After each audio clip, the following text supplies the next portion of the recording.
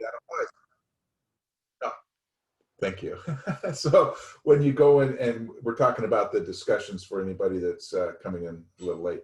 Um, so when you look and you see that Jose's talking about the labor code, or Simona's talking about a civil code section or the government code section, at least look at it and incorporate it into your discussion.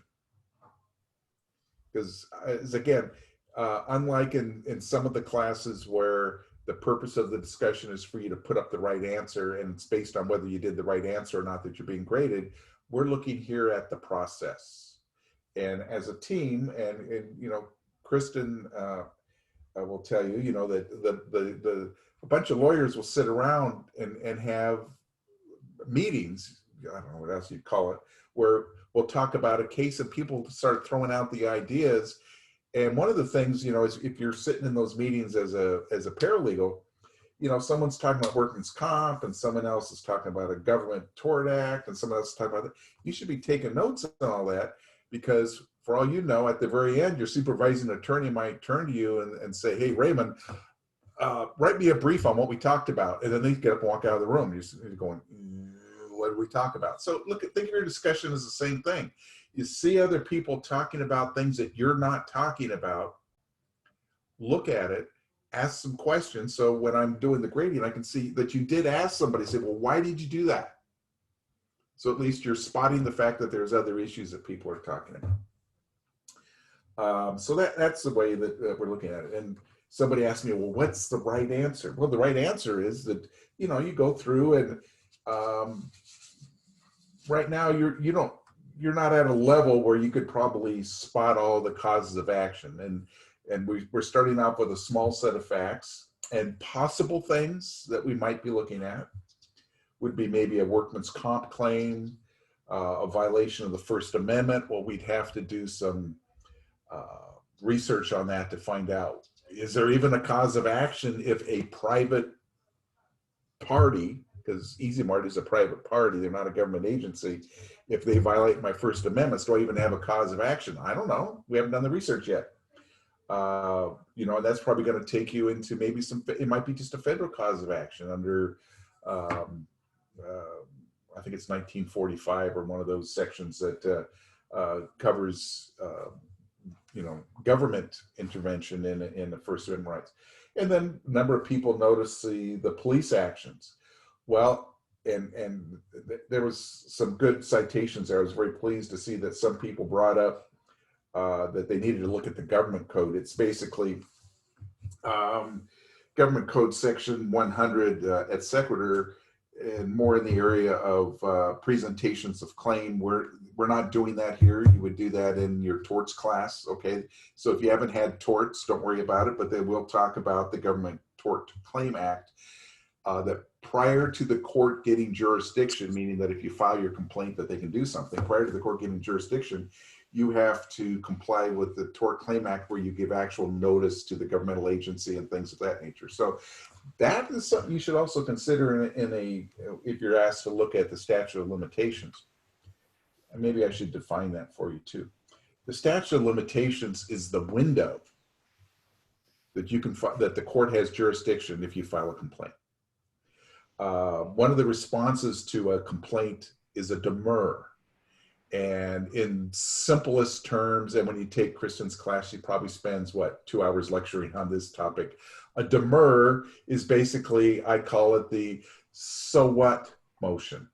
You're saying, let's assume everything in that complaint is true. So what, judge? You can't do anything about it. Neener, neener. And one of the easiest ways is if the court doesn't have jurisdiction. For example, you file a claim under a federal statute in state court.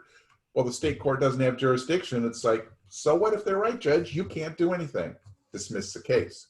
Statute of limitations is jurisdictional, which again says, judge, you can't render a judgment against me in this case because you don't have jurisdiction because they didn't file it in time. Plus, it can't be premature. So in the Government Tort Claim Act, you have to file, go through the procedures. There's a certain date that you have to file by. You have to wait so many days to give the governmental entity opportunity to respond to your and try to settle your case before you actually file a lawsuit.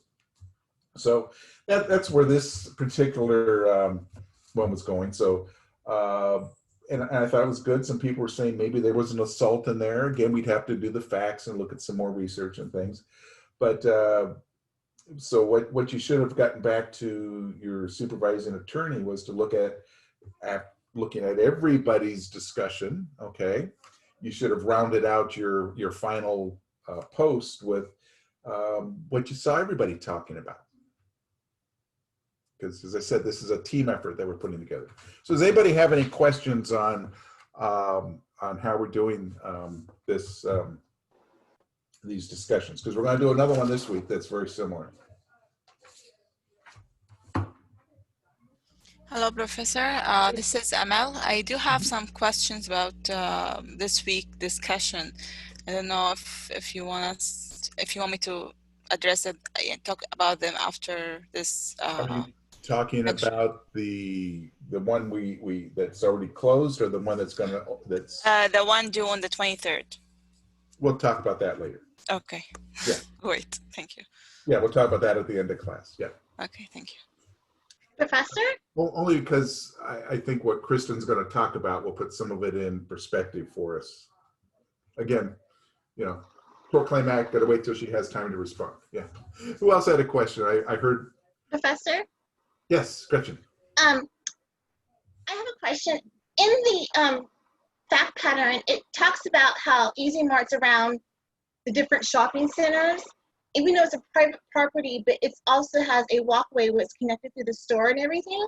Mm-hmm. I looked up a bunch of stuff that talked about public forum and different cases where it was considered public forum on private property, but it didn't really direct me like what law it was going towards to.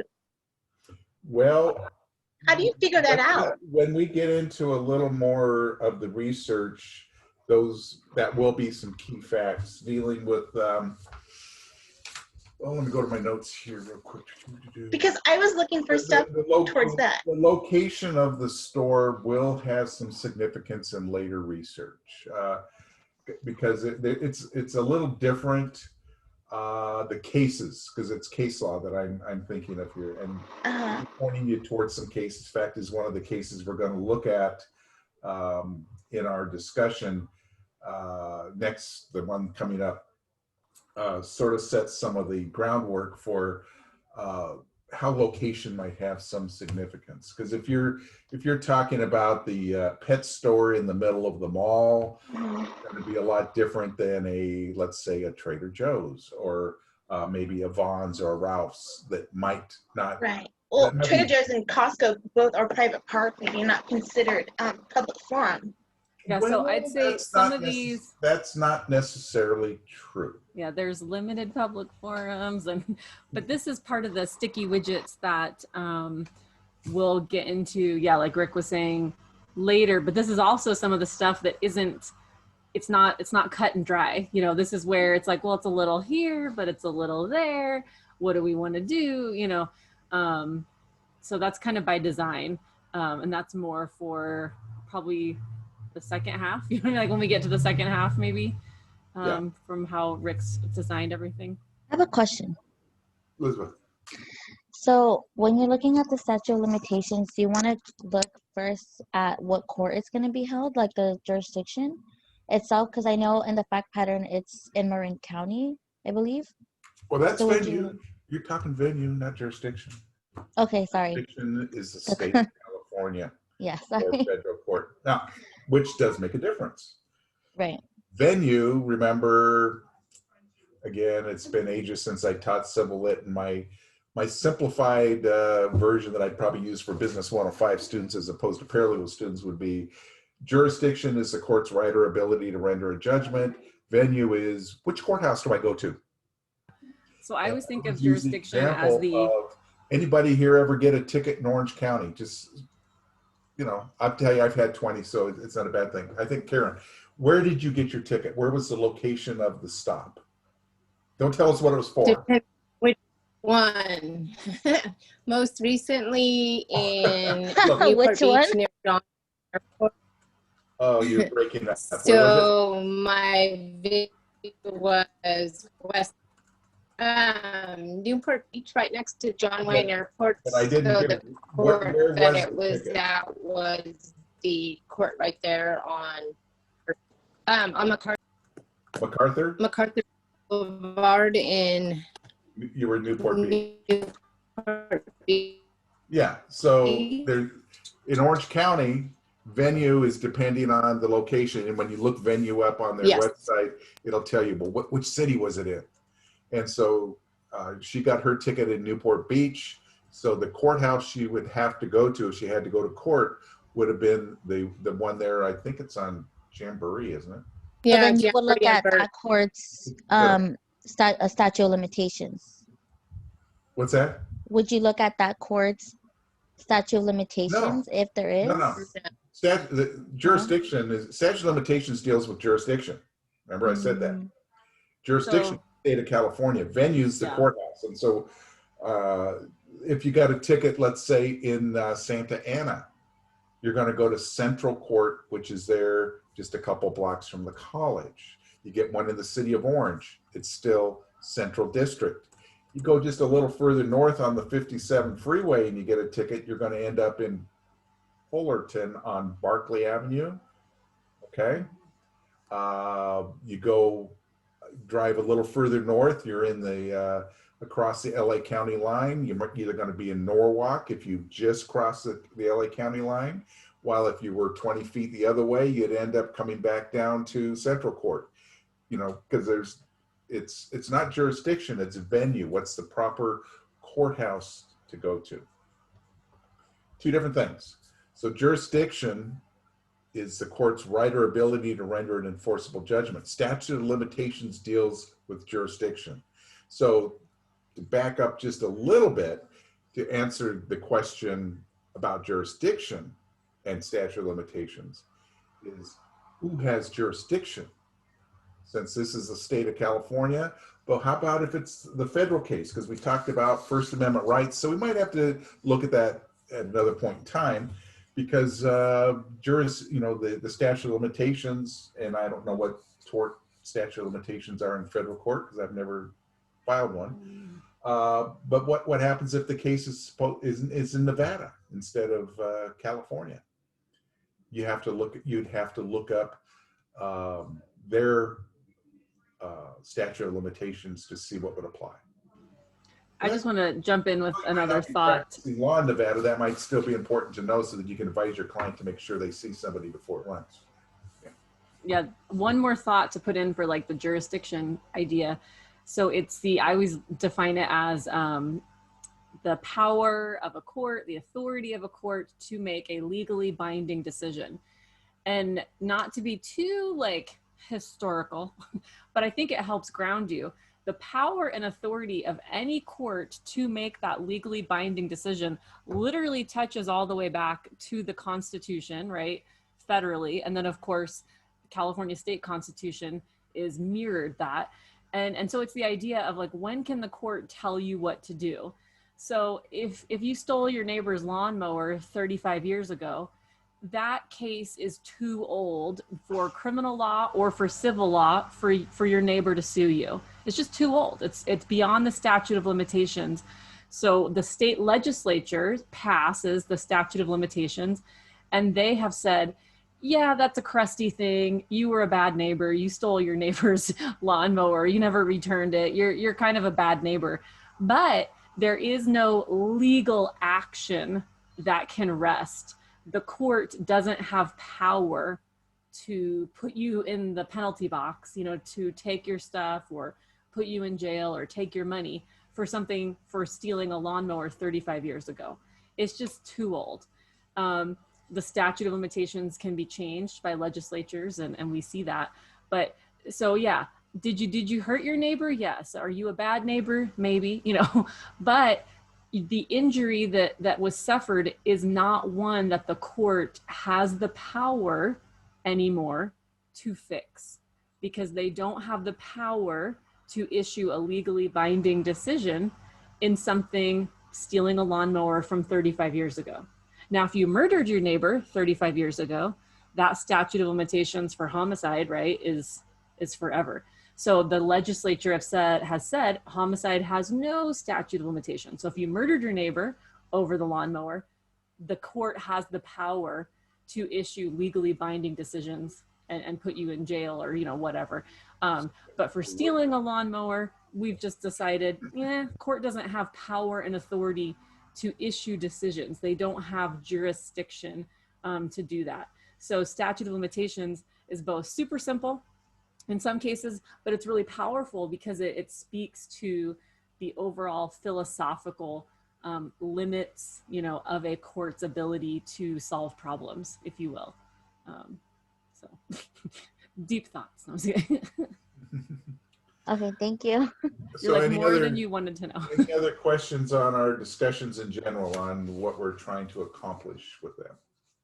I have another question. Sure. I came across some of the statutes, but they didn't tell you like what the statute limit was. So how do you find that out? I'm not understanding your question. Can you be a little more specific? On some of the codes that I was looking up, some of them they could apply, but it didn't tell you what the statute was to file. And I tried looking all over different directions. I looked at different cases to see if, you know, if they were saying like, you know, what your time limit is. So how do you figure that out when you come across codes that they don't say what the limitations are? Like like if it's a year or two or. So you have to look at other things. I'm just chatting out a resource for you. So you have to cross-check it against other parts of the Code of Civil Procedure. And I just put a thing from the California Courts website on here. And then what's cool is it'll take you, let's see here. Can I share the screen really quick, you guys? Sure. So I've just got that link. So what you're seeing is the link that I chatted out. It's from the California Courts webpage, right? Statute of limitations. Let's make it easy breezy. But come down here, most common statute of limitations. Okay, I don't know, maybe, but here you go, right? Right. Law of time periods. Okay, California Code of Civil Procedure 312 to 366. So you can click on that, and then they're going to give you some of the basics, which may or may not apply to your situation. But if you click here,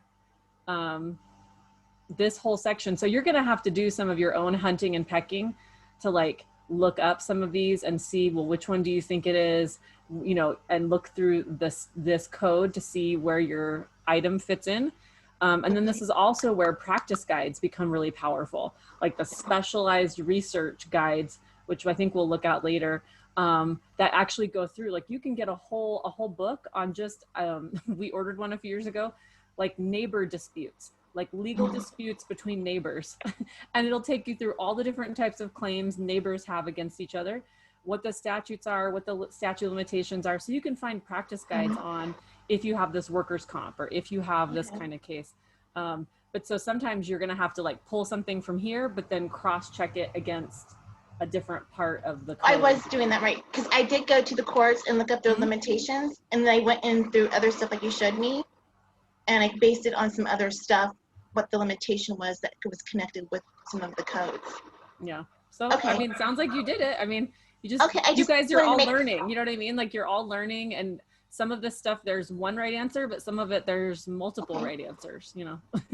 Sorry for the, I know it's a petty question, but I just wanted to thought process that out. Thank you. No, it's a good question. I just got a quick question. I got an email for LexisNexis, but I never did anything for that. Okay, from you eager guys? beavers, you guys, we're gonna get to it. That's my last slide. Okay. That's two. Third strike, you're. No.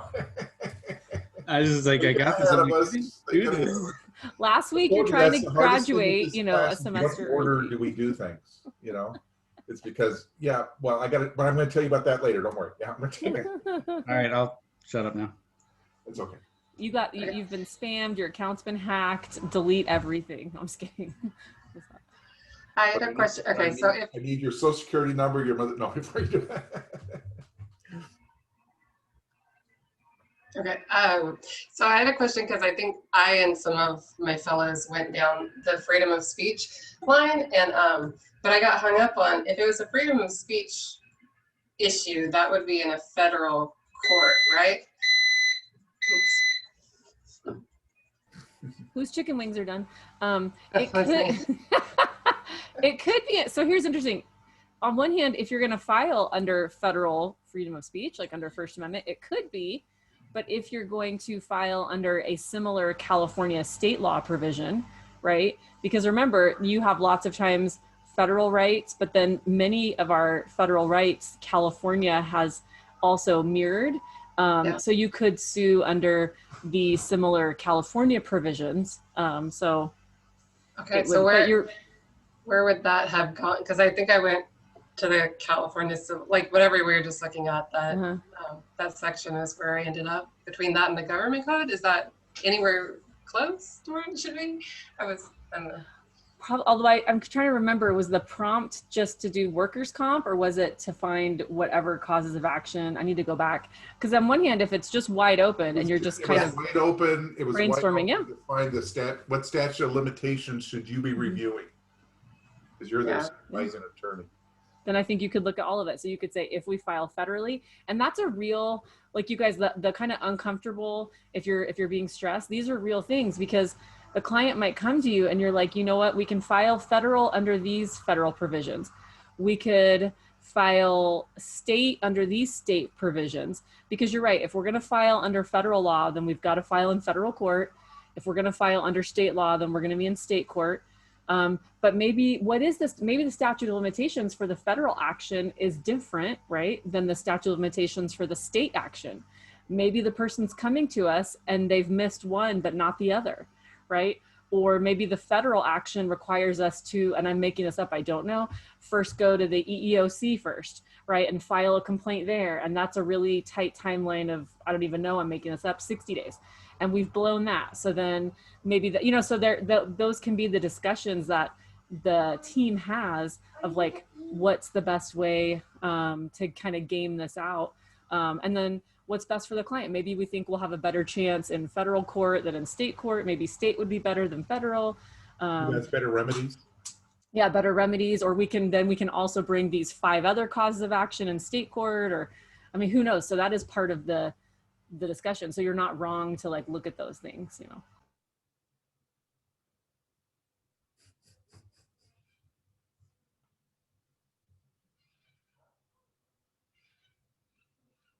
Okay. So anybody else have a question?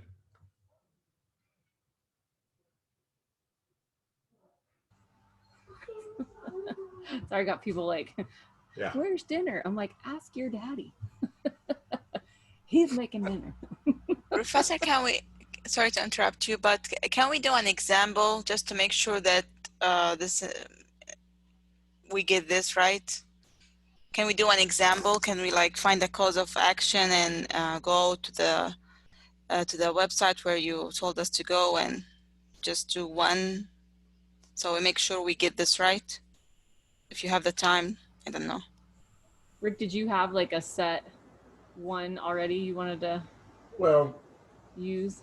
I'm just like the fact pattern you gave us. Like, can we get one cause of action of that fact pattern and try to find the statute of limitation for it, just to make sure we get this right, so it doesn't go away, because it's kind of confusing. The website was kind of confusing to me. It's very easy to get lost in it.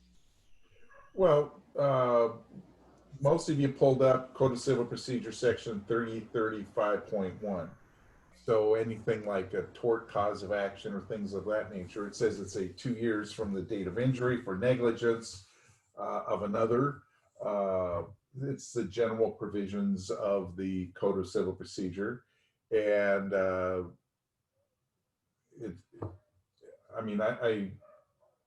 as I said, if you were looking at workman's compensation, you would find when you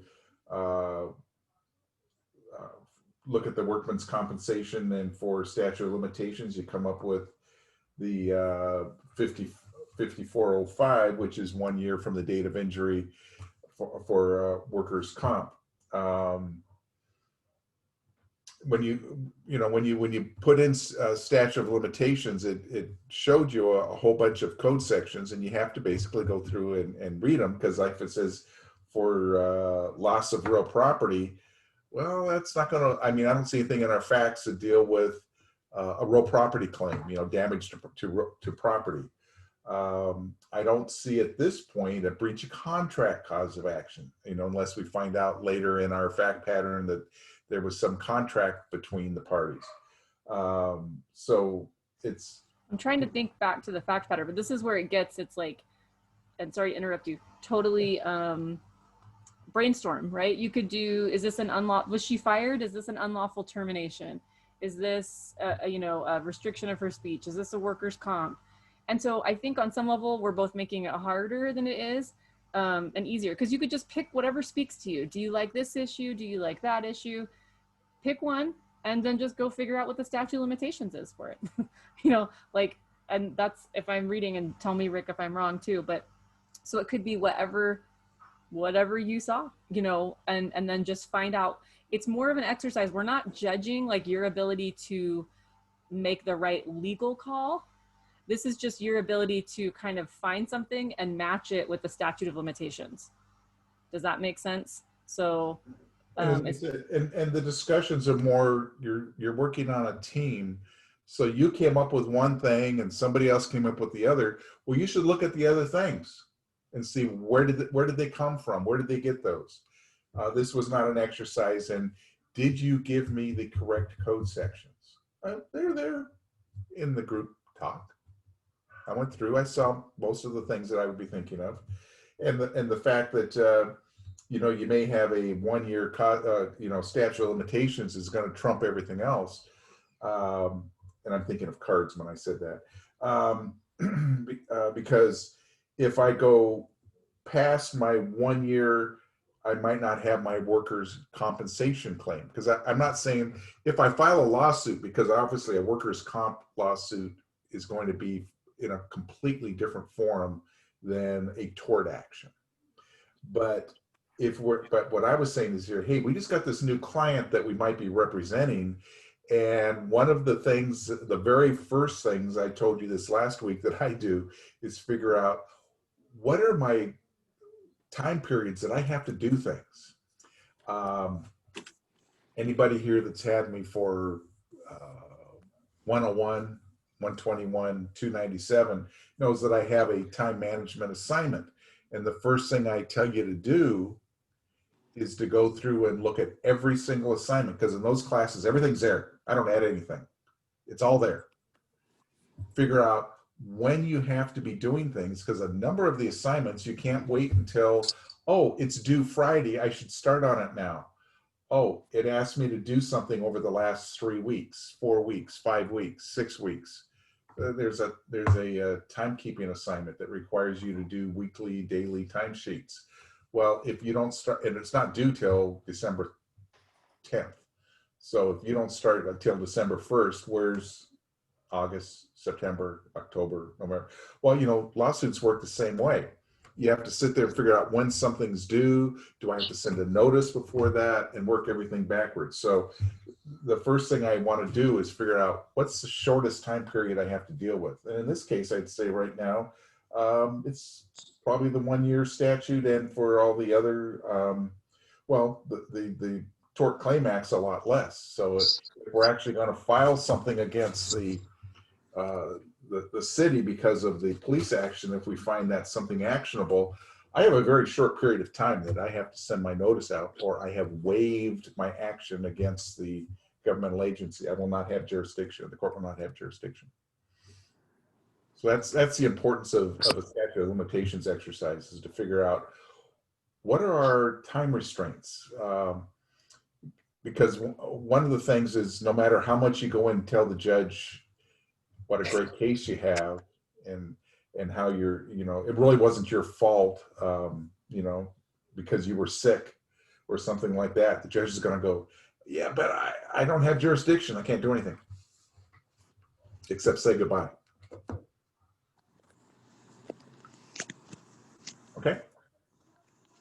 Hope that helped. Look, I think it's okay if you're feeling stressed. That's not a bad thing. That doesn't mean you're doing it wrong. Yeah. You know, you guys are all like the superstar students out there.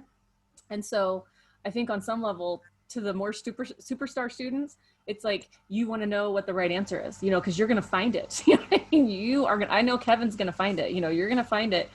And so when it's sort of like, well, there's like 10 right answers, it's like, no, don't tell me that. I want to know there's one right answer and I found the pot of gold at the end of the rainbow. It's like, well, there's like 10 rainbows with 10 pots of gold, and just pick one and find it. You know what I mean? It's like, yeah. And so maybe we can play with a few things. I'm seeing some comments, but yeah, so I think hang in there. You are not doing it wrong. You know what I mean? Like you guys are doing it correctly. And there's like multiple kind of avenues you can go down. And I just went back and looked at the fact pattern again. Yeah. Well, California like if you look at Veronica's comment where she says you can file a workman's comp claim even if the statute of limitations is over.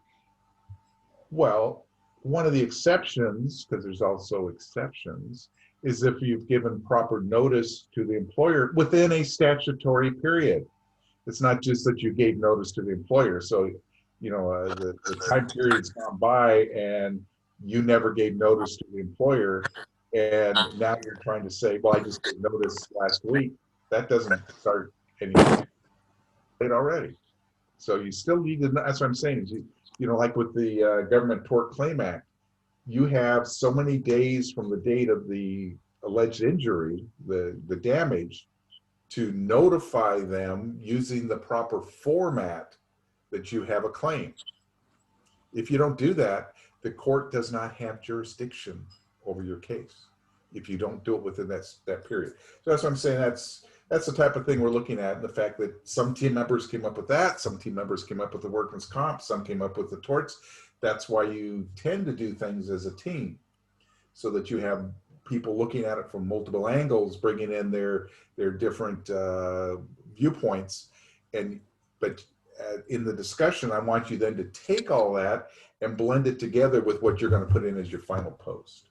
That, you know, and if you didn't agree with somebody, tell them you don't agree with them. Nothing wrong with that.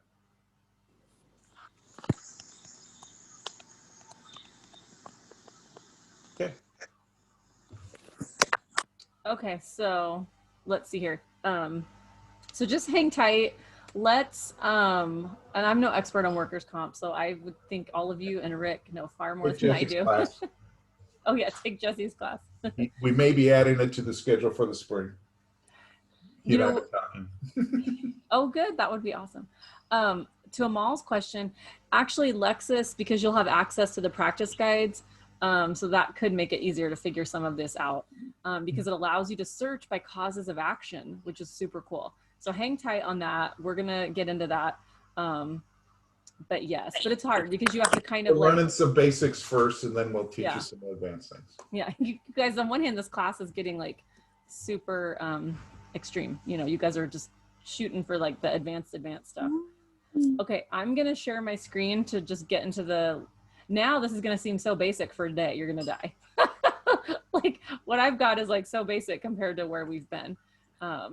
So at any rate, and I'm pulling up some other fun stuff, so maybe I'll share that with you guys. But okay, so let me jump into, can you guys see my slides? Are they showing? They're showing.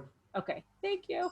At any rate, so this is where we've been for the past half hour or so, is on the discussion board. So awesome. Thank you, Gretchen, everyone, and Rick for saying yes. Okay, so, you know, this module is all about judicial opinions, right? Finding judicial opinions. And I just wanted to put some, you know, optional terminology, like what do you usually hear these things referred to? You might hear them referred to as an opinion, as a decision, or even as a case. And this is where we use the same word in different settings, and it means different things, right? I could say, you know, how's your case today? You know, maybe you're in court, you know, what was the case? You know, are you filing a case? You know, meaning you haven't even filed a lawsuit yet. Or I could say, did you see the case? Did you read the case? Did you read it? You know, meaning I want to read the opinion of the judge, where the judge wrote out who's the winner and why, right? So whether it's decision, opinion, case, those are kind of all like jargon that you'll hear refer to this. And so what is it? So it's the decision of the judge or judges if you have a panel, right? If you're appellate with 3 or en banc with everybody, or the justices if you are Supreme Court, state or federal. It's that decision, you know, who won, who lost, and then they give their reasoning. Why? Why did the judge or the judges pick this person or party over that one? Why? And the opinion, the case will lay out that reasoning for you. Okay, this is, and again, this is probably after the amazing detail you guys are getting into, this is probably super basic, okay, but just helpful. So here you go, people. This is, you know, there's some images of the West California Reporter, you know, if we were in our own library or campus. But what's kind of cool is we can get into all the internet stuff. But anyway, there's some books, if you're wondering, that's what they look like. You know, take your photo in front of this background and you'll be ready for your LinkedIn professional image. Okay, so then how do you find these cases? And I should say for right now, this is focusing on the hardback, like the paper printed version. And we'll talk some more about the internet stuff, maybe like later.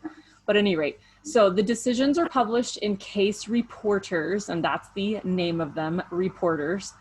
And I have this note here, not all of the decisions are quote unquote published, even though you can find them online on Lexis, on Westlaw, or, you know, in other ways. The internet, right, has made that things that 30 years ago you couldn't have really found because the internet sort of didn't exist the way it is now.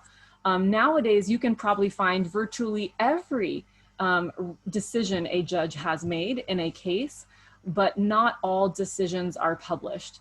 I don't have it in front of me, but there's, if you guys are in my intro class, there's like 4 or 5 specific reasons why they decide to publish cases. And you have to imagine this kind of came out of the era of scarcity. Coming out of an era of scarcity. So those, you know, things like, is it resolving a conflict? Is it somehow newsworthy or important? Or does it establish like a new standard? Those kinds of things. So they'll designate certain cases as somehow important, meeting one of those criteria, and then they get published. So in the old school days, they get published in that printed materials, right? But with the expansion of the internet, you are able to find and read and study unpublished opinions. But you cannot necessarily rely on them as mandatory authority to the court the same way you can published. So it is important to make that distinction, especially in the world of Lexis and Westlaw, because you can find those a little easier now.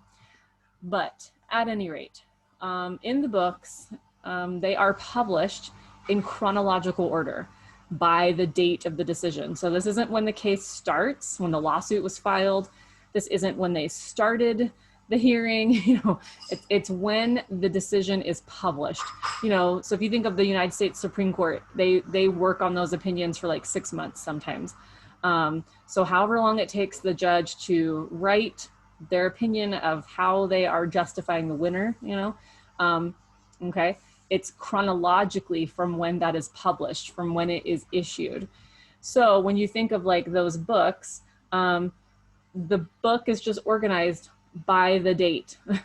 Okay, so that's not organized by topic. It's literally just by the date.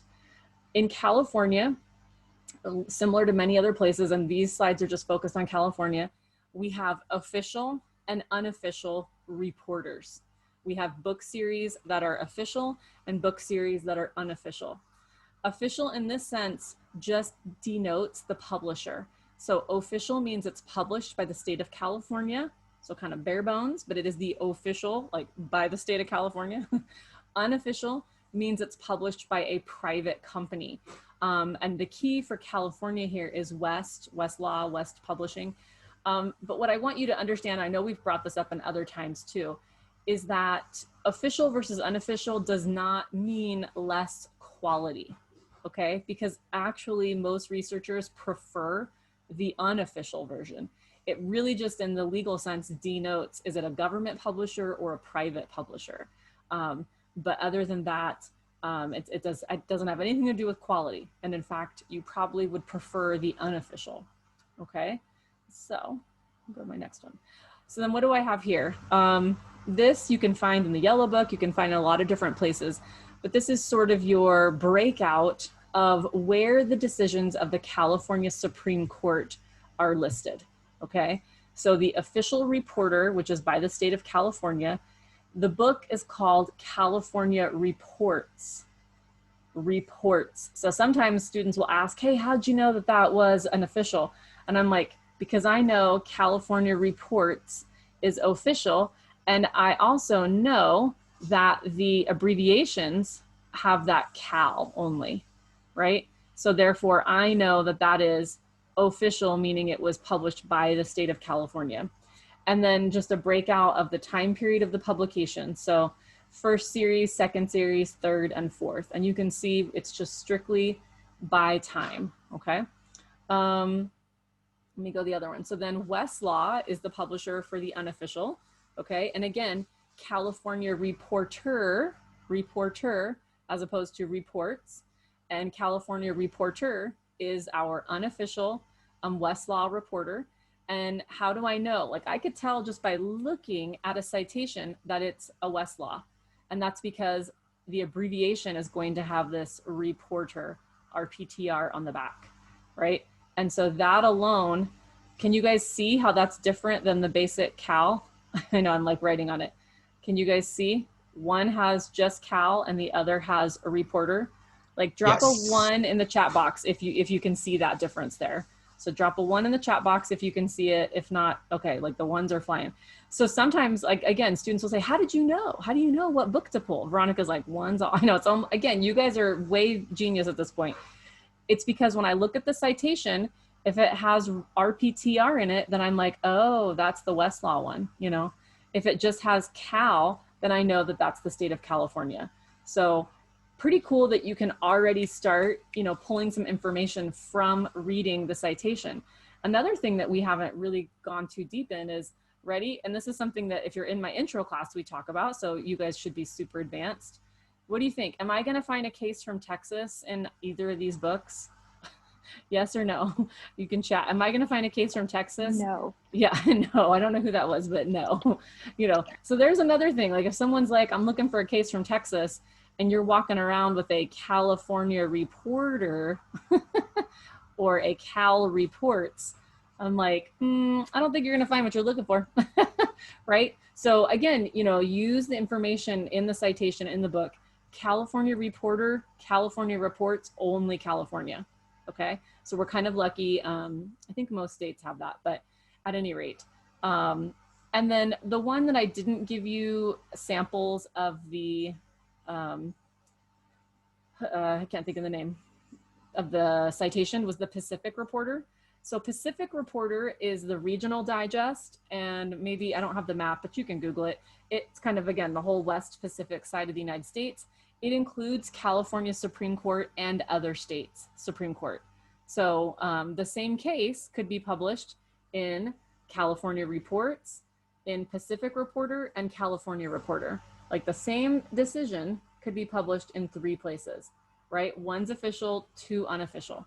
So Pacific Reporter, so if you've ever seen that, and if you are working in any of those other kind of Western states, you'll definitely use the Pacific Reporter, okay? So this is probably just more for your review notes, but you can find this kind of information in everywhere. And again, the same breakdown of the timelines. Okay.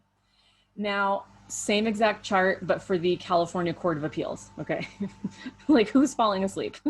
Okay, so you have the official California Appellate Reports. And then again, now California Appellate Court is in the California Reporter. So it's gonna have Supreme Court and California Court of Appeals in the unofficial Westlaw one, okay? Whereas California Court of Appeals, I can't talk, for the official, right, will be over here. So again, just looking at this citation, I could already tell you, oh, that is an official reporter from the state of California because it's Cal App, right? Because otherwise it would be over here in Cal Reporter. So then are there different official ones for the different courts, but then they're all like the appellate and the district and everything is together in the unofficial? Is that what I'm understanding? Yeah, so unofficial, it will have both California Court of Appeals and California Supreme together. If I understood the question correctly, Oh. the answer is actually no. I think I messed up my question. When you talk about all of the courts, if you're in the trial court, that is not a published case. That decision is only for that case. So what we're talking about is what are in the reporters are appellate court cases. And so yes, all of the different appellate districts are all in the Cal app. But a lot of people think, oh, there's a case going on at the Santa Ana courthouse right now. That decision of that judge only applies to that case. They're at the same level as all of the other judges. So I can't tell, I can't tell the judge, well, Judge so-and-so next door has ruled this way, so you're supposed to do the same thing. And he's going, yeah, he doesn't know what he's talking about. So if I understood the question correctly, because a lot of people have that confusion where they think it's all of the court cases. But remember, when we're talking about what can I use as a precedent, what can I use as a basis of my conclusion, it's going to be reported cases that I can look at and they're published. Sorry.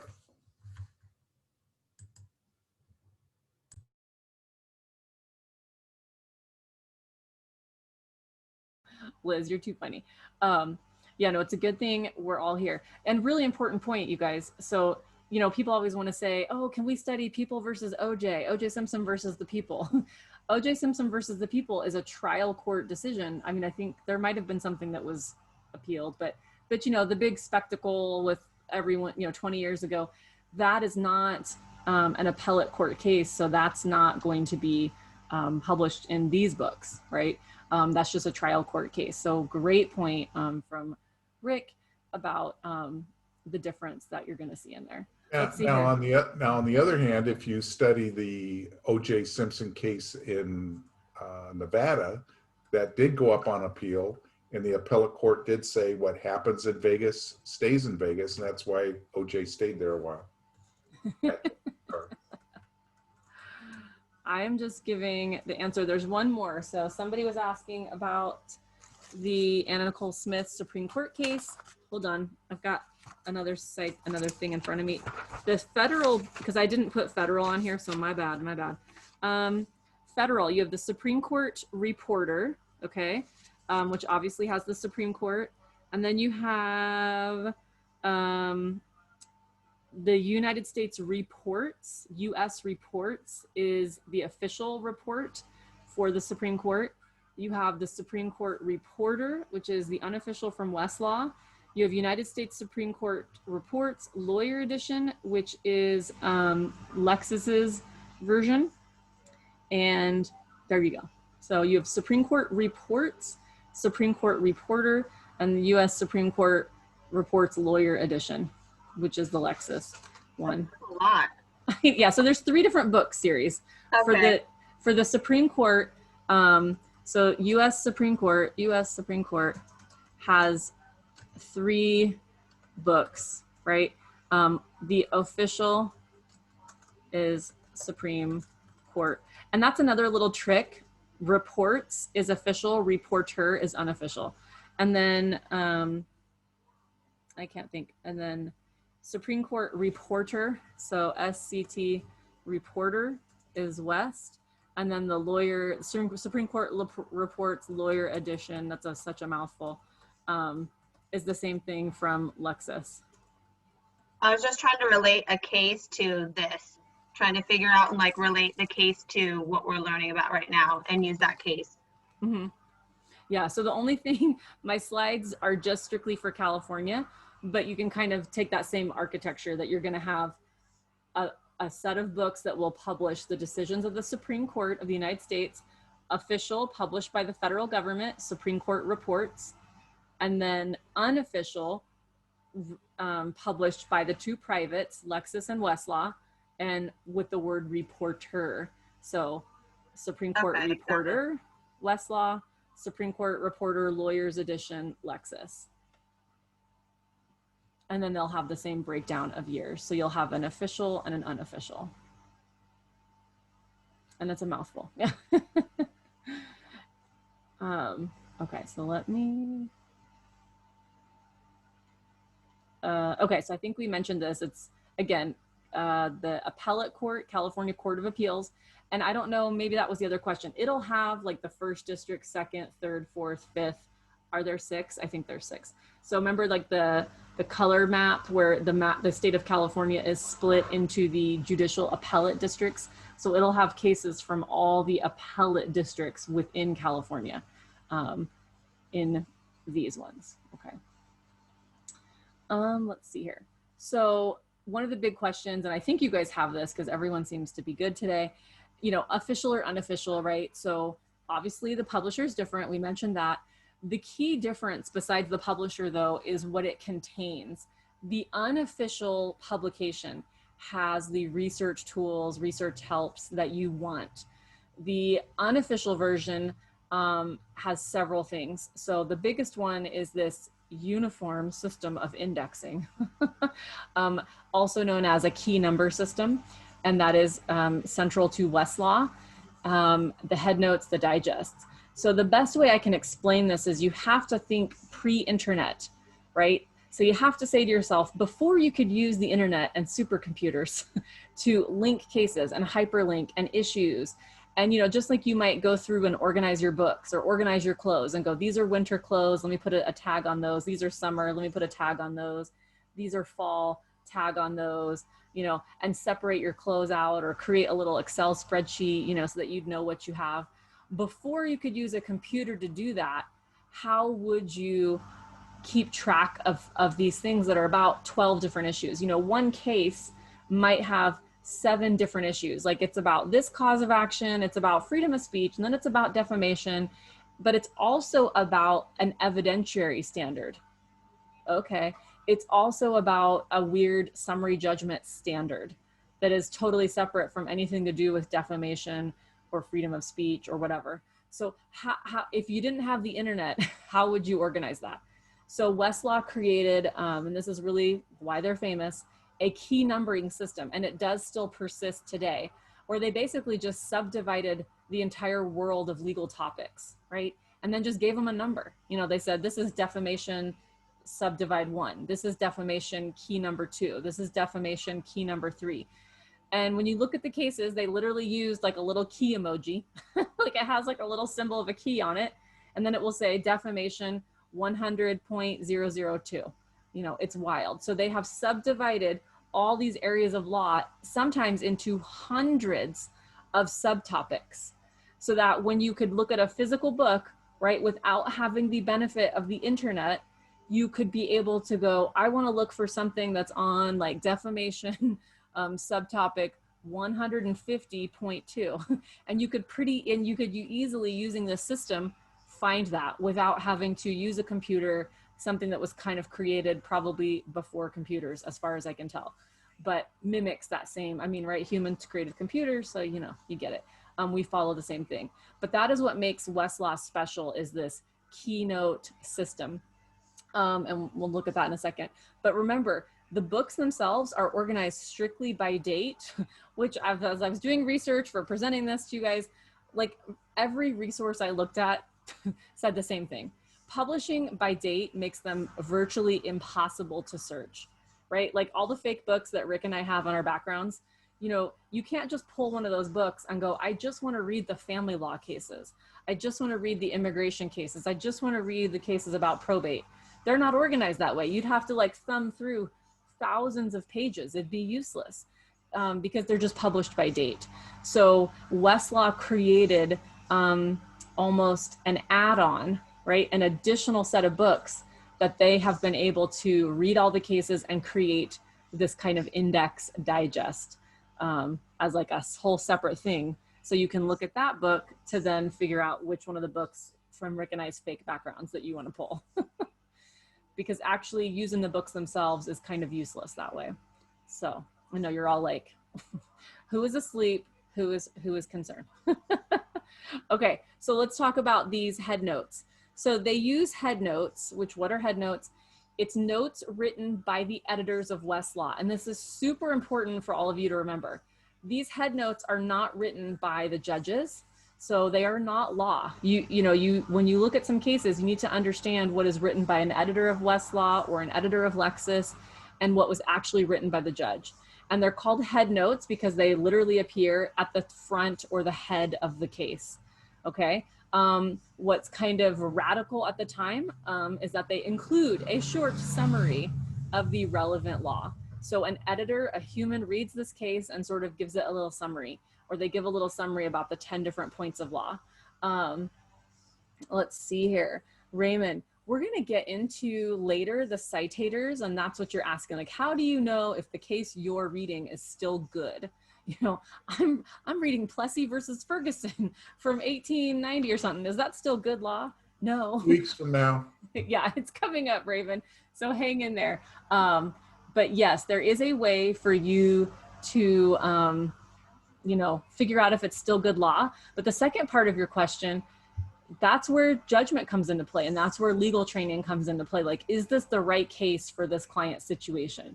And that's where it's a lot about judgment and your ability to make legal reasoning, and maybe even your ability to convince the judge that it is the right case.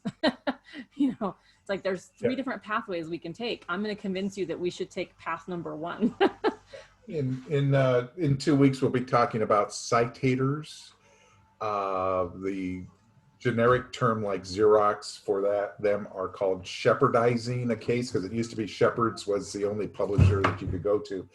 And we'll find out that that's how you tell if a case has been overturned, if it's been cited, if it's part of a dissent. And it's very easy to use. I think it's one of the easiest researching tools is to figure out, now that I know I've read this case that's been placed before me, is it valid or not?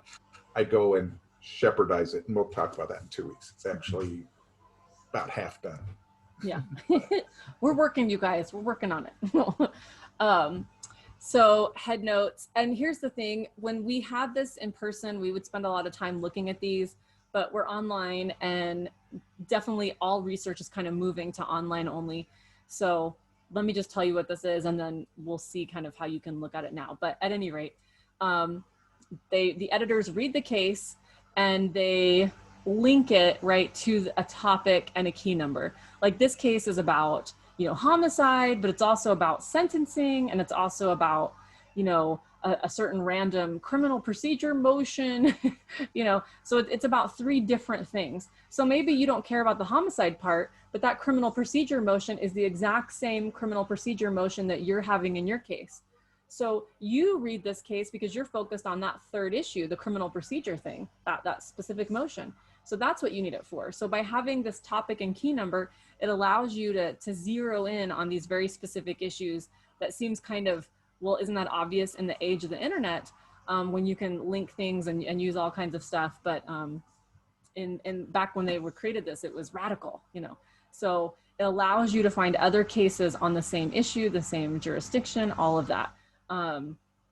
And we'll kind of look at some of this here in a second. Okay, so what have I shown you here? And I know it's a little hazy. And this is definitely where you guys can do your own additional research. So this is a printed, if you were to look in a physical book, like the kind Rick and I have behind us, because what we are showing are reporters. If you looked in a physical book, in front of the case, this is the kind of head note you would see. So, right, they've got head note number 6. So the editors of Westlaw will go through and they will identify, there's a whole bunch of different, there's 7 different topics that this case is about, right? And so topic 6 that we identified as an editor was about damages. Topic 7 was about libel. And it's not just libel, but it's like subtopic key, and there's that little key emoji, subtopic key 30. And it's about damages subtopic 57.21, right? So that helps you, and later you'll look at another book to figure out what that is. But then they give you the little summary, right? They don't just tell you what it's about. The editor summarizes to say, you know, I have no idea what this is, right? To prove a claim of IIED, a plaintiff must show that they intentionally caused it, la, la, la. Okay, so they're gonna give you that. But then here's something else about libel and slander. So this is what the head note looks like in a physically printed book. So depending on, you know, the preference of yourself, of the attorneys you work with, of the resources you have, you know, for a lot of people, the physical books are the cheapest method, because if you use a county public law library, you know, that's what everyone has access to. Attorneys have different comfort levels. Some of them like to kind of look at things, the double columns, the old school style. But so this is what a head note looks like, and this will be before the case starts, okay? So that's a printed head note is what it would look like. But you can see it gives you a lot of interesting information that you might want to have. Kristen, I have a question. Mm-hmm. Back to the head notes. When I'm writing my memoranda to the court, do I cite the head notes? Great question. Absolutely not. So you guys, who wrote the head notes? Everyone chat in. Was it an editor or was it a judge? So do you guys know? So who writes these head notes? Were these Editor. little things? Unofficial. Yes, perfect. Editor. Everyone's chatting in. You're right. They're written by an editor and they're unofficial, and they're not written by the judge. So really important. So if you were like, hey, judge, so this could be wrong. That's the other thing you have to remember. These head notes might be incorrect, right? They might not give you the correct summary of law. So even though you would read this head note, you still need to read the whole case yourself, because it is written by an editor, you know, by a random, you know, could be a law student, I don't know, you know, could be a lawyer, paralegal working for Westlaw, and they're reading it and giving it their best summary, but they might be wrong. Or they may have missed a nuance, right? Maybe it's right, but it's really general. And so you absolutely cannot quote a head note to the judge. They'd laugh in your face, because it's just written by an editor. The judge didn't write any of this. They had nothing to do with this. So great question, Rick, but it can really help you do your research and kind of understand things. But yes, not written by the editor, by the judge, only written by editors. So great. I see everyone's chatting in. So awesome. So great question. Yay. Okay, so I'm going to go to the next one here. Let's see what happens. Okay. So what do I have here? And if you guys remember in our classroom, we have a set of these digests in our classroom upstairs. So Westlaw has created a digest of the entirety, you know, of the cases that are listed in the California reporters, both appellate and Supreme Court. And they need this because in the books that Rick and I have in our backgrounds, those are published chronologically, as we have said many times. It's super hard, if not impossible, to search those. So I learned a few things myself doing all this, which is shocking.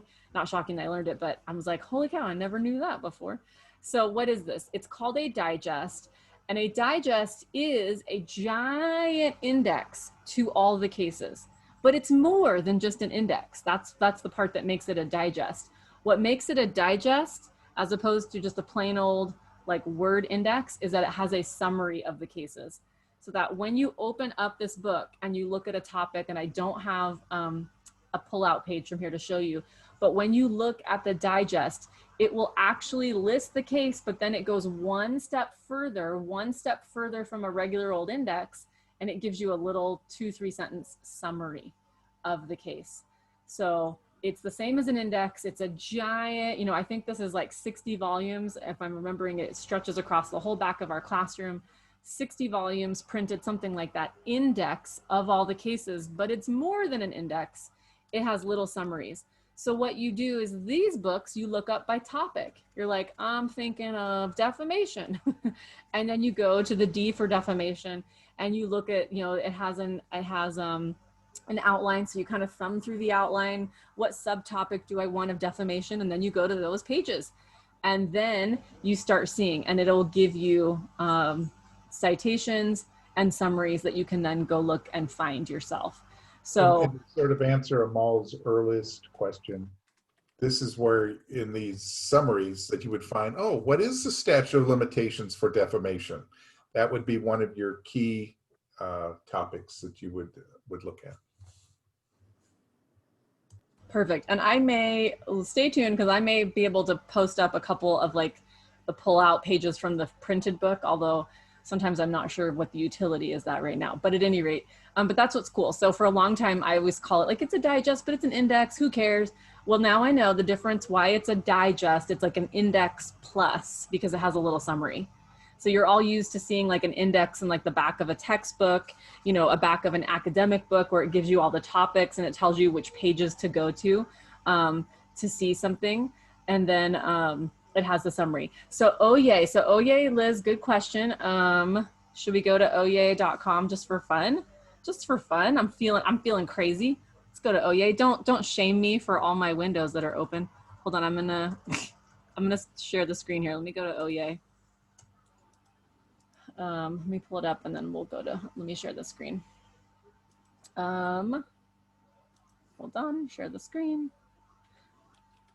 So OEA for some of my classes is just a website that has Supreme Court information. So this would be a private publisher website, right? This is not by the government. But you're right, it does. So, and you can only search United States Supreme Court cases. It doesn't have the ability to have anything else, right? But very similar, I think you're saying, is different ways you can search. So you can search by term, but you could search by issue. And the issue search would be similar to using the Westlaw Digest because you're gonna look up a certain issue and then you come down here. I don't know if you guys can still see, this gets weird. Let me make it smaller so that I can move it around. Anyway, it's hard to see. So you can play with it. So you search down here and then you can pick the issue, right? I don't know. And then when you hit return, it'll give you the cases that are about that. And it gives you sometimes a little summary, sometimes not. So similar, so that's a good question, Liz. So using this is similar to using the Westlaw Digest in that it will let you search by issue and you can pull down whatever issue you're looking for. You can't really see it, but you can click on the website yourself. The difference though would be this is only United States Supreme Court cases and only United States Supreme Court cases and not anything else. And also it doesn't have like the cross issues, if that makes sense. You know, it's like, oh, this might be a really famous case because it's about, you know, immigration. Yay, let me look at that up. But it also might have had 3 other kind of in the weeds points of law about something to do with like federal cases or a federal rule of civil procedure. The Westlaw Digest would digest that for you. So if you wanted to look up a rule of kind of an in the weeds federal procedure rule, that would probably pop up in the Westlaw Digest, but on OYA, because it's more of like kind of public information, you know, it's kind of interesting, like the sexy issues, you know, and a deep in the weeds issue of like federal procedure might not be on that OYA thing, if that makes sense. So, but yeah, that's a great resource. And that same line of thinking though, of let me search by issue and kind of play with it. So great question. Don't judge me for all my windows open. Okay, let me go back to the slides. We're almost done with the slides, I think, such as they are. Okay. Okay, so at this point, we can kind of play with things a little bit.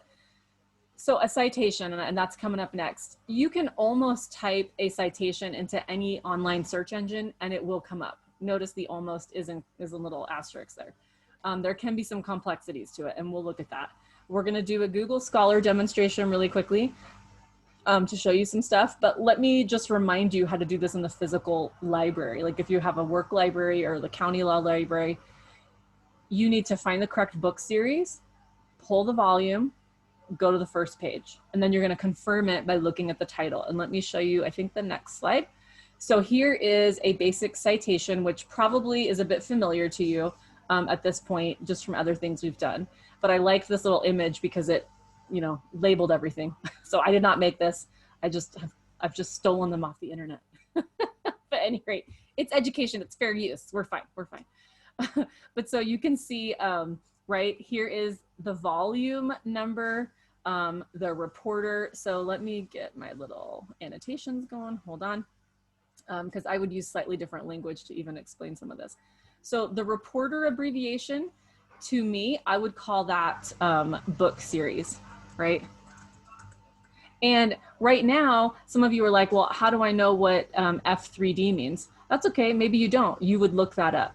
But once you get more experienced, you'll know that, I believe that's the Federal Reporter 3rd edition. Yeah, I think, but I'm not even sure. But you know, if it said California Reporter, CARPTR, then you'd know, oh, I need to go to California Reporter. So this one, Reporter abbreviation, that's the large book series. You know, that's the 100-volume book series. And you have to be careful. And when I'm in class, I teach people, you know, use the finger, right? You have to really read those spines carefully, because there's going to be a volume 100 in the first series. There's going to be a volume 100 in the second series. There's going to be a volume 100 in the third series. And, you know, you just kind of pull a book. You're like, well, I'm in volume 100, but you're in the wrong, like, giant section of books. So start with the Reporter book series, okay? Then you need to go to the volume, right, which is the actual book, right, and it'll be on the spine. And then you go to the first page, okay? And once you get there, let me clear these. It was just hard to make these on like 2 slides, right? So once you get there, then you're going to go to that first page and you're going to confirm it with the name of the case, you know, the court, and make sure it matches.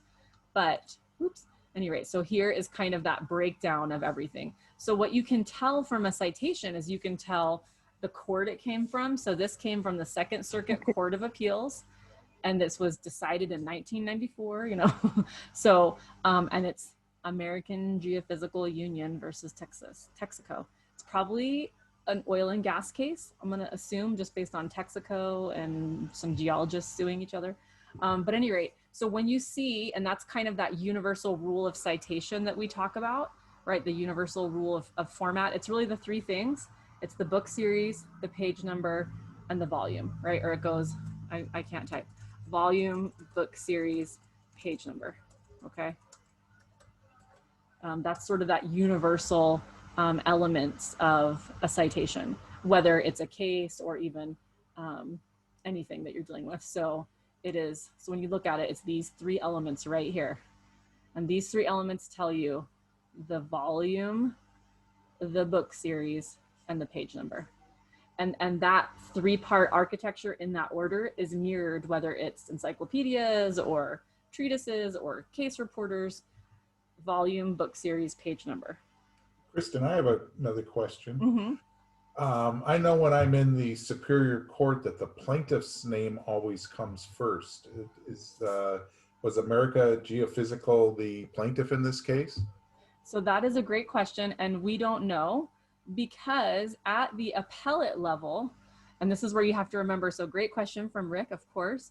You have to remember the life cycle, like those 3-tiered court system. At the appellate level, and I'll use California's preferred word, petitioner versus respondent.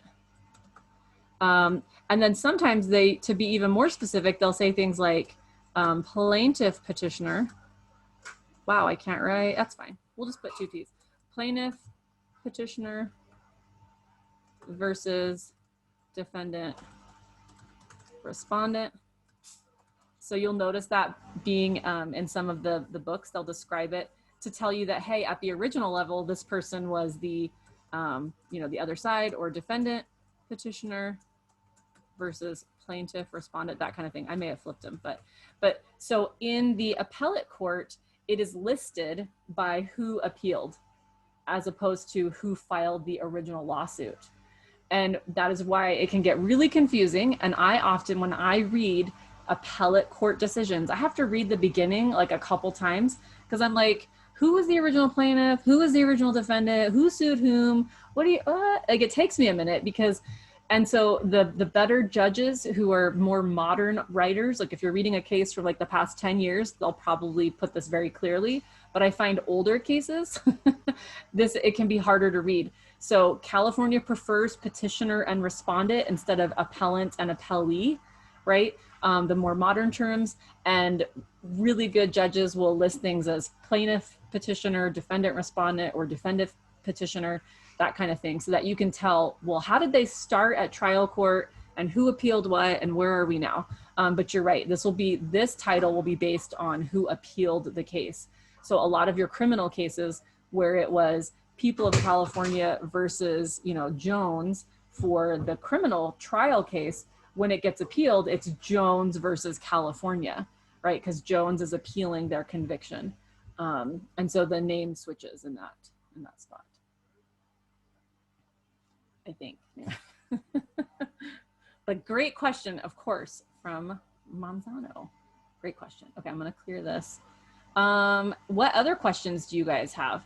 So some of this is just a notes, you know, notes page for you guys to keep, you know, to have on there. But this would be, if you go to the physical law library, these are kind of the steps. You're gonna pull the correct book, like go stand in front of the right section of books, pull the correct volume, go to that page, and then check the case name and all that stuff to make sure you've got the right thing.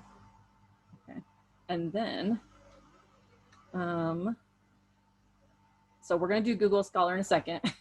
But to Kevin's point, a bolo, right? Be on the lookout. I registered you guys all into Lexis, which we haven't, like the official kind of modules from us and from Lexis will be coming, but you should all be getting an email from Lexis. It's not from Rick or I, sent to you with your login information and password, or like a temporary password, and then you can change it. So pretty cool. You do have access. That's something that the program, like we provide for you, we pay for you with different grant money that we secure, because sadly they don't give free student accounts. It's still paid. But you know, take that opportunity. We'll be having some, you know, information, but you're welcome to log in and kind of see, you know, there's all kinds of stuff, see what you can find, have fun, but it is overwhelming. So yeah, so be prepared that you may not know what you're looking at, but you know, we'll be importing the training modules, and Rick and I, and Rick especially, we've had calls with the Lexis people and training. So just know those modules will be coming, but we're waiting for them to give us like the super updated training modules for students. But you're welcome to have fun and get lost. If you thought research was crazy, wait till you get on Lexis. My little ad right here, I got a little advertisement. Please play the lottery, because that's the source of our funding. If you ever wonder where your lottery funds go, we do get some lottery money every year. And so far, our dean has been able to funnel enough in to pay for all of our Westlaw, they're more expensive. For our Lexis accounts for both this class and for the advanced research class. Otherwise, you'd be paying some good bucks for that. We also pay for the licensing for you to use the legal technology software in Para 120. So just so you know that you know, when they talk about lottery money going to the schools, we are using that. So please continue to play. And if you win the $1 million lottery, you know, don't forget we have a foundation here at the college too.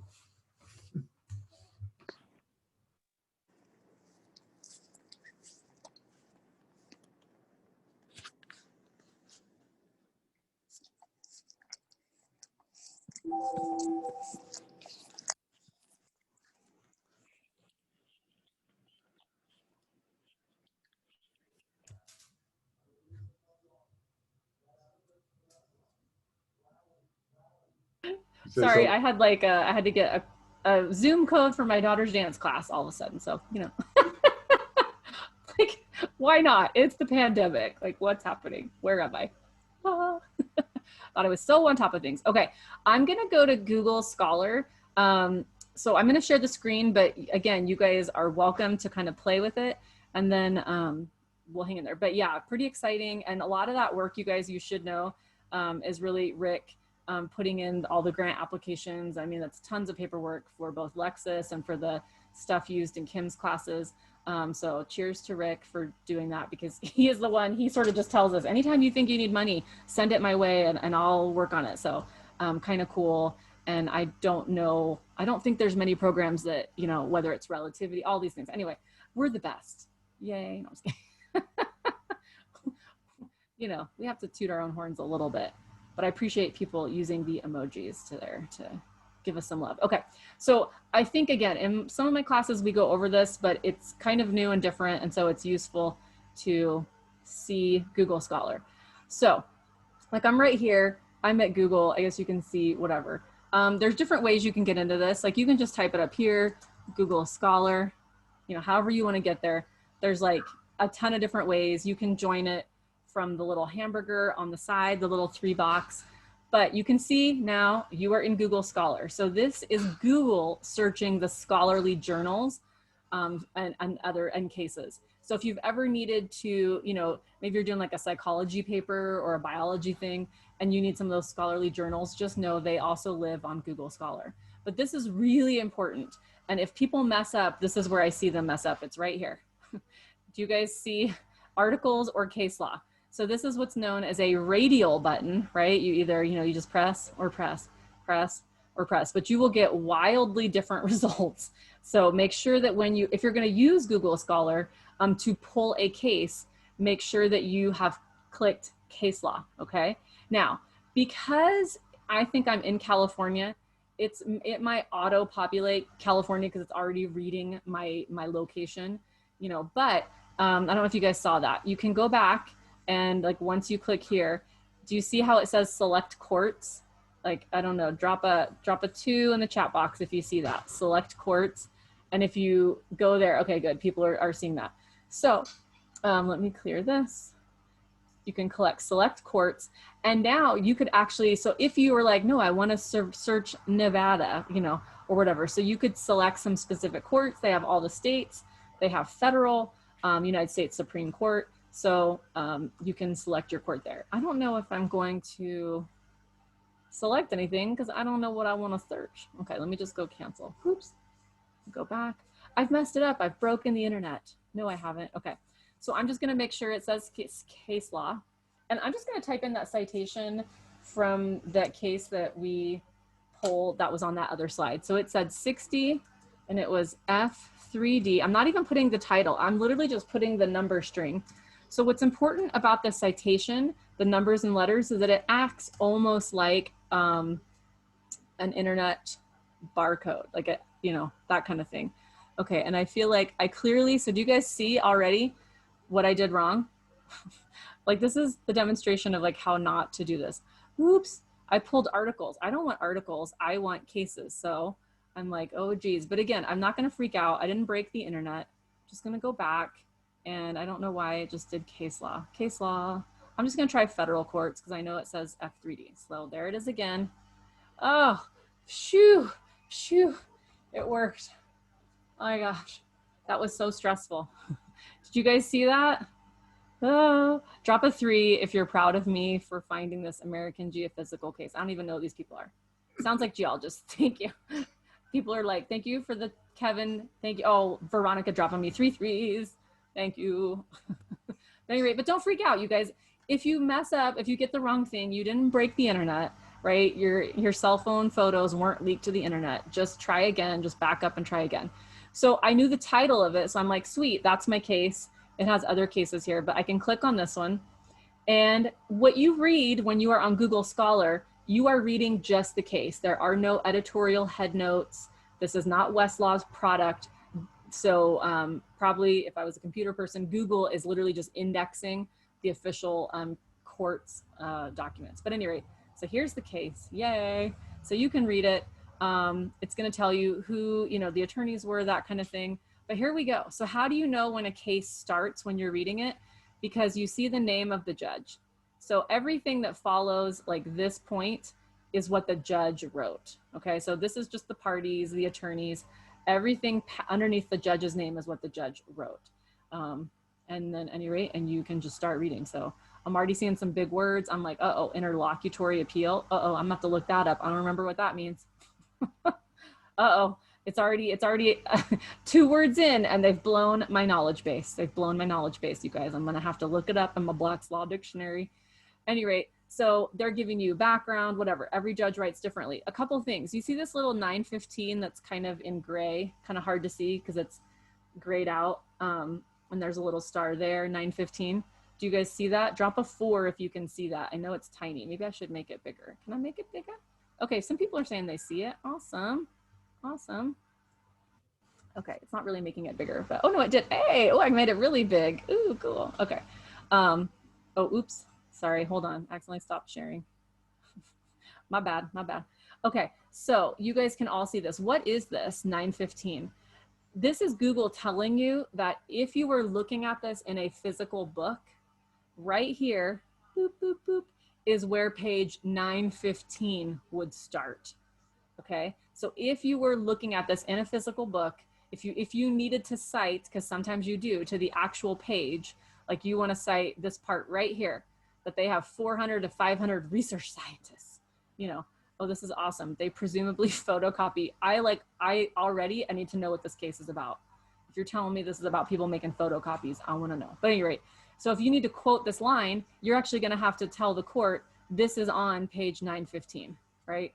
So what Google is doing is they're saying, hey, if you're looking at this in a physical book, that's what page it would be on. So that's kind of cool, so that you don't actually have to look at a physical book. The other fun thing that happens with internet case research is the hyperlink, right? So here's where fair use, oh cool, this is a copyright case, right? So hyperlinks. So let me go, I want to read Campbell versus Acuff Rose. Okay, I can hyperlink to it and go read it. There we go. I can also go back to the case I was, oops. Did I break the internet? Oh my gosh, no, I didn't, there it is.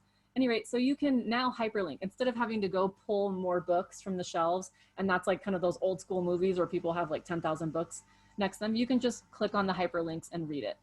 Oh, this is so fun. This really is about people photocopying articles. I love it. But anyway, so you can read all that. It's gonna have statutes hyperlinked, all kinds of fun things. I know I'm scrolling, I'm making everyone seasick. Anywho, okay, so yay, so that's kind of cool. So Google Scholar is useful if you already have a case that you are searching for. That is one of the big takeaways. If you already have a case that you are searching for, or that you have a citation for, you know, if someone says, hey, there's this really great case you should read, Google Scholar can be a great way to go pull that case and read the case, and then maybe even read the other cases that are cited that the judges quote to. Like, what else did that judge, like, remember we're building that staircase. Somehow that judge built a staircase of other cases. What were those other cases that they cited to? So Google Scholar can be an easy way to go read those things, okay? And I have one last thing I wanna share. Drop a 5 if you're feeling overwhelmed. Anyone? Just me? Okay, I'm feeling overwhelmed, but at any rate. So the last thing I want to show you guys, obviously we talked about Lexis. We did our little case, Google demonstration. Okay. Is a couple things that are on the slides here for you guys. So again, the Sacramento Public Law Library continues to have really great stuff. And so there's how to use a digest, and this is focusing on using it online. Like if you go to westlaw.com and you're able to get online to use that, and they've got screen grabs and stuff that's very useful. And then there's also West, which is owned by Thomson Reuters, has their own, has the guide to the key numbering system. And I'll just click on this to show you guys. It's a big PDF document. So, you know, sometimes if you're like, well, how do people know what the topics are? You can kind of see the different topics. So I just thought this was kind of an interesting document that you can look through and put yourself to sleep. You can't, and you know, they give you some little information. So I thought that was a nice little link. So just a couple extra things for you. And then one other additional, like kind of extra Easter egg in the module. Let me go back. I put it's like a super famous article, legal journal article about how to read a case. Like, what are you looking for? What do you take away when you read a case? It's a short article. So it's right here, reading a case, extra, I don't know what to call it. It's just extra. It's not, you're not being tested on it. But it's kind of cool. I'd say on the legal world, it's pretty famous. But just how to read a case, like what things are you looking for when you read a case? So when you read an opinion. So at any rate, it's written for law students, but it's very, at all levels, I think you can take something away. So I've linked that, Rick and I linked that for you guys. So you may wanna add that to kind of just your personal development for this module. But that's all I have. So I'm gonna stop the share. I know it is fancy. They've put some fancy font on that, Liz, yeah. So and that's how you know it's legit, because it's fancy. Great. So that's all I have for us right now. Okay, I'm going to go ahead and share my screen. I Push the button and nothing happened. There we go. I want this one. Okay. There, does everybody see my screen? Should say module 5. Good. Okay. We're going to look just real quickly at the discussion. Remember, your first posts are due by Wednesday. And again, this is our team working together. Your supervising attorney, I mean, she's so demanding. She keeps asking for all this stuff. She wants a copy of a case, and all we know is the name of the case. It's the Trader Joe Company versus Progressive Campaigns, Inc. And what you need to do is to find this case for me, give us the full citation of the case, and then we would like a brief. Okay? And we're going to use what's called the IRAC method, which was part of our reading for tonight. IRAC stands for issue, rule, application, and conclusion. Now, one of the things to understand that when we talk about the IRAC method, the first thing you're going to do is you're going to need to have a brief summary of the facts of the case. Because if you get into really heavy research where, one of the cases that we handled, we cited no less than 75 cases in the brief. How do I keep track of which case is which? Especially since a lot of them might have similar names and things of that nature, or even be referred to in the same case. So you need to have a short, brief summary, just enough so you know what the case is about, and it should have any key facts that you're going to be using in your analysis. For example, in the Trader Joe's case, does location have any importance? Because somebody was asking about that. So this one is sort of, the reason Kristen's asking for it, it's because she heard that this particular case might be very important in our analysis of what our client's rights are that we're going to eventually get to. So give me a brief of the case. The issues are, what are the important things that the court had to decide? And the rule is, what is the ruling? And then the application is, how did the court apply that in this particular case? Now understand, we also use IRAC for most of our legal writing formatting, for like when you're putting a memo together and things of that nature. We'll get to that later. What we're looking at, the IRAC method with the blinders, like the horses, when I'm looking at a case and I'm doing a case brief, that I'm going to, pile all these up and read them together to do my analysis, to do the research on the bigger issues. What is this particular case about? So it's what are the issues of this case? So don't be applying in your brief Easy Mart, because you're going to be telling me, what's this case about? Okay? Does anybody have a question on that? Yes, Professor, I actually have a question about that part. In preparation here, it says that review the fact pattern. What's that has to do with Trader Joe and Progressive? I don't understand. We're starting research for our case that we're working on. We're trying to keep everything tied together. So in the light of the facts of you're looking at that case, you might want to make some notes here about how this case applies for later purposes. But the case brief that I'm asking you to do is to tell me about the Trader Joe's case. So it's not what are the issues in Easy Mart. I mean, I'm looking at this case because of Easy Mart, but it's not what are the issues in Easy Mart, but what are the issues in this case? Now, when we get to some more complex cases, when you're looking at it, or they go off on issues, like if they start talking about, the electricity was turned off or something else, well, that has nothing to do with our case. So that's probably an issue that's not important. So you're looking at it in the context of why you're doing the research. so that you know which are the issues are the important ones you have to talk about. Maybe I wasn't clear on that.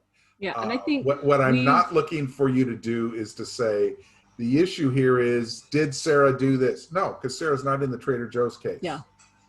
If you have to think of it this way, we've sort of skipped a couple steps for you guys. Like sometimes, you know, you'd say, you go find cases. I don't know. But so we've given you a case already that we know will relate to the fact pattern. But you are correct that when you're writing the case brief, you're really just briefing the case you're reading. You're not necessarily thinking yet about the fact pattern. You're just kind of stuck in that universe of that one case. But Rick is correct that you may want to start kind of thinking in your head, like where are the connections between the case I'm reading and the fact pattern of my client or the scenario? But your brief really just focuses on the case you are reading itself. You know, a more advanced exercise, and we may get to there, is, hey, you know the fact pattern, you go find a case yourself that you think relates. So we've kind of skipped a couple steps for you, and we've said, here's a case that we know relates. So you guys summarize it. We will have you do that when we're doing the electronic research, because right now you don't have the physical ability to go to the California CalJur. You don't have the ability to go to West Digest necessarily. So I'm giving you a case for two reasons. One, we're looking at proper citation style. Excuse me, because you notice I do not give you the citation. There are no numbers there. You don't know what book to look in. You don't know what volume to look at. You don't know whether it's in the California Reporter or can you find it in Cal? Can you find it in Cal App? I haven't given you any of that information because we don't know. We were just told by one of our associates, hey, you might want to look at the Trader Joe case. And so what Kristen's asking you to do is to give her the proper citation so that she can go to her Google Scholar and read the case. But she also would like a short brief from you on what the case is about. Because case briefing, number one, if any of you decide to go to law school, and I know a couple of you are, that is how you learn everything. You have to stand up. You know, anybody ever watch, I just drew a blank on the name, Paper Chase, which is, about law school, where they stand up in class. And I remember this, and I just talked to one of my former students who graduated 2 years ago, and he says, yeah, they still do it the same way, where you actually had to stand up in class and give an oral brief of the case, because you were supposed to brief all the cases for tonight's reading. And that's what it was, where you had a short statement of what the facts are about, what are the issues, what are the ruling or the holding in the case, and so using that method. And we've got in the reading, there's some examples. And again, do your best brief that you can. Share it with the team. Now that you've shared it with the team, read theirs and use what other people wrote to polish yours. But I do ask that you give credit. Gretchen writes a great brief, and and you really like the way she put the issue together, and give her a little kudo and say, Gretchen, I read your brief. I like the way you put the fact pattern together or this together. And so I've redone mine based on that. Otherwise, people are going to look, if you don't give them a little shout out and say, hey, I really like what you did, they're going to think, are you just plagiarizing from me? You're trying to get credit for it yourself? And understand that's not going to affect your grade. The fact that you're saying, hey, Gretchen, I liked yours, because you're telling me you're doing what we're trying to get you to do with the discussion. Think of it, if we were in the face-to-face classroom, we'd sit 3 or 4 of you together at the table. We'd hand you a physical copy of it and say, you as a group write a brief. That's what we're doing in this discussion. Hey, Rick. I'd like to see your rough one first. Go ahead. Would you like me to post, I have a sample format for a case brief. Yes, please. The only concern is it might be a little more formal. I don't know if, we're looking for just more of a basic, but I can post my more formal case brief format. But I don't know. Yeah. So so you guys can maybe just follow the numbering, but I'll post it as a document in the module there, because I saw some people chatting that they would like a sample. Sure. So I can post that for you guys. Maybe just as an item, but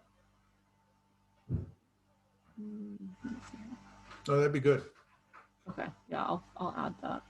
Okay. Any questions on the discussion?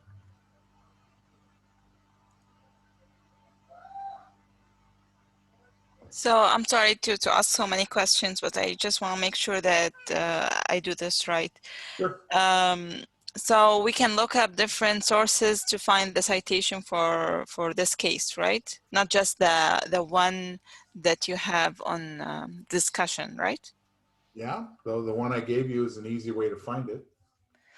Yeah, but I already went to the case on this. Let me. I was try to. Yeah, I already went to that case, but I couldn't find the citation, or maybe I didn't look right. It might be it's just on there. So maybe that's something you can post in the discussion board. If you found it, like post the screenshot and maybe we can show you on the page. But I don't think, and Rick, correct me if I'm wrong, we don't want you guys to go find other cases yet. So for right now, you're just going to be doing the Trader Joe's case. You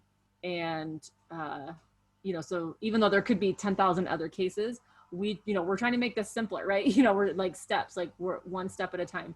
So right now, Rick has given you, the only hard thing is maybe doing some of your searching. And, I mean, you can do word searches, right? Just on the internet, see if you can find it. And that's, like Rick was saying, you can, share with each other. But yeah, so I think you're just doing the Trader Joe's case. And then if you really can't, sometimes in the case itself, in the beginning, it'll say cite as or citation, and it'll actually give you like the volume, the page number kind of thing when you find it.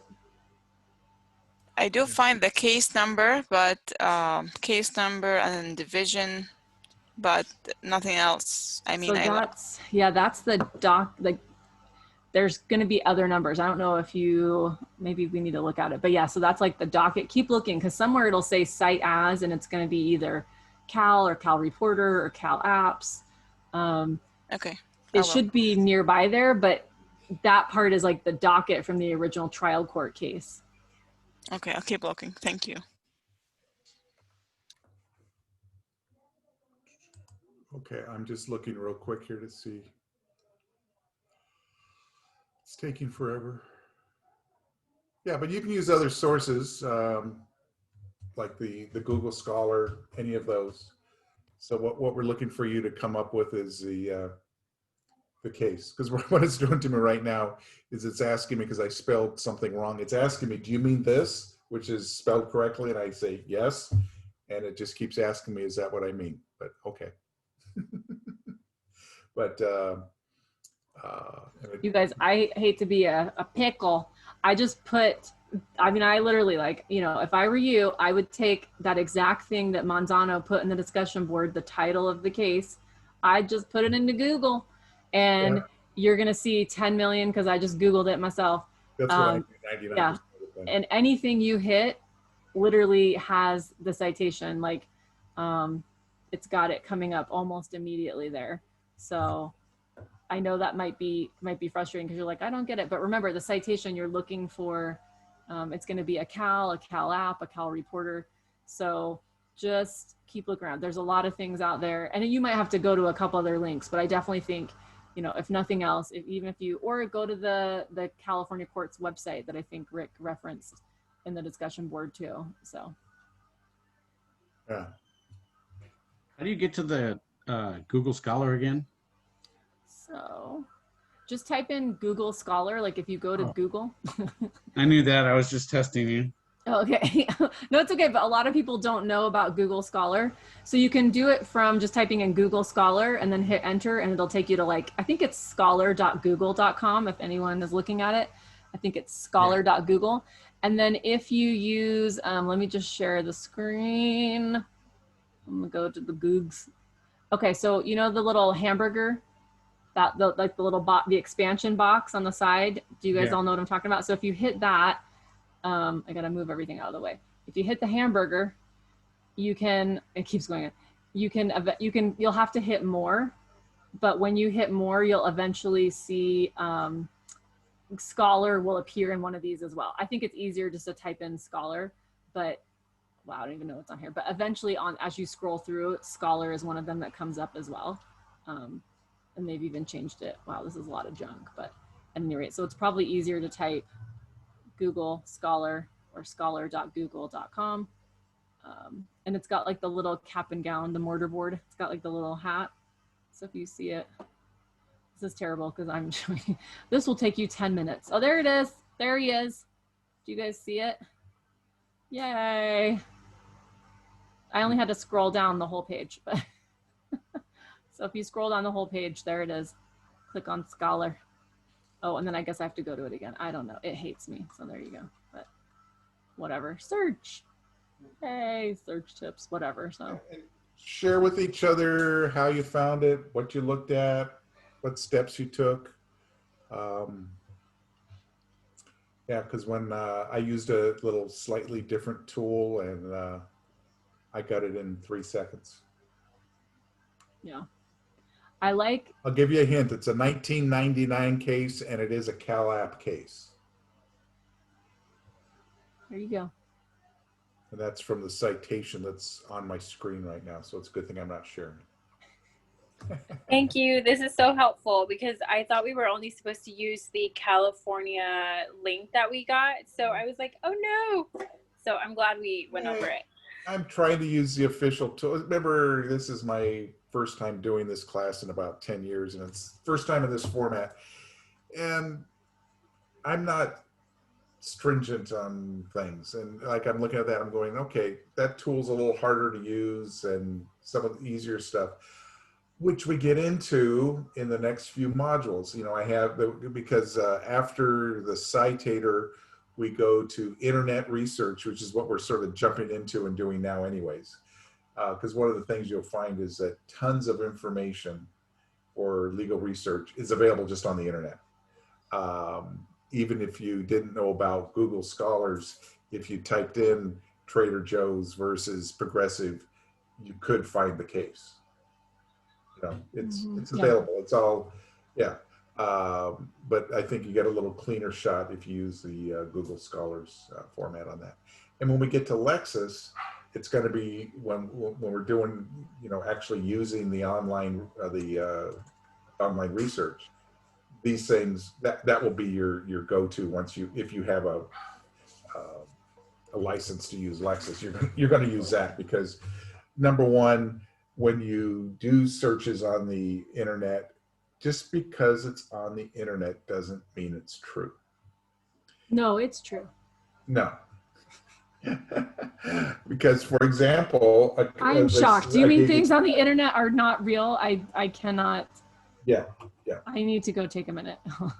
Because some of you were telling me that there was a 2-year statute of limitations on an action against your employer for workman's comp because I typed in CCP 335.1 when I saw that when I was grading today, and I said, that's not what I remember, but they change the rules all the time on me. And when I hit enter, that's the first thing that popped up, and that's exactly what Google said. So I said, well, let me look at 335.1, and that's not what 335.1 says, or the cases. Because I did my little backup research because I knew somebody would try to catch me on that. So I know you guys. Okay. So is there any questions?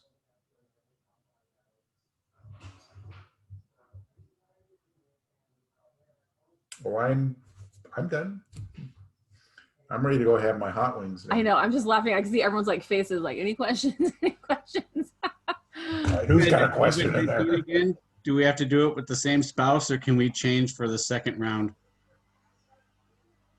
If we got to get locked, well, with Gavin Newsom talking about locking down again, do we have to do it again with the same person we were locked down this time, or can we change partners? Don't tell her she has an option. Like, you can totally change, Kevin. Don't even say such things. No locking down again. Google Scholar, it's called family law. Boom. On that note, we should definitely pull the hard line, cut the cord. This class is just going downhill. I agree. Okay, but yeah, any questions? I know I think, Rick, I think people are free to go. We're done. Oh, let me Yes, stop okay. recording. Hey. Wow.